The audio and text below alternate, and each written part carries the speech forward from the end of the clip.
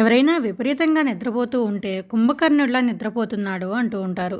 ఈ జాతీయం రామాయణం నుంచి వచ్చింది. రామాయణంలో కుంభకర్ణుడు 6 నెలల పాటు నిద్రపోయి 6 నెలలు పూర్తయిన తర్వాత నిద్ర లేచి ఒకే ఒక్క రోజు ఆహారం స్వీకరించి మళ్ళీ నిద్రపోతాడు. దీనికి కారణం బ్రహ్మ యొక్క శాపం.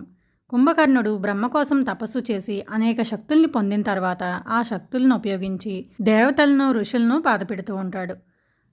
వారందరూ వెళ్ళి బ్రహ్మదేవునికి మొరపెట్టుకోగా చచ్చిన వాడిలా నిద్రపోతూ ఉండు అని చెప్పి శపిస్తాడు. అయితే రావణుడు ప్రార్థించడంతో 6 నెలల పాటు నిద్రపోయి ఒక్కరోజు మాత్రం నిద్రలేచి ఆహారం తినేలా అనుగ్రహిస్తాడు. అయితే దీనికి సంబంధించి ఉత్తరాఖండలో వేరే కథ కూడా మనకు కనిపిస్తుంది. కుంభకర్ణుడు బ్రహ్మ కోసం తపస్సు చేసినప్పుడు బ్రహ్మ ప్రత్యక్షం అవగానే కుంభకర్ణుడు తనకు మరణం లేకుండా వరం అడుగుదామని అనుకున్నాడట.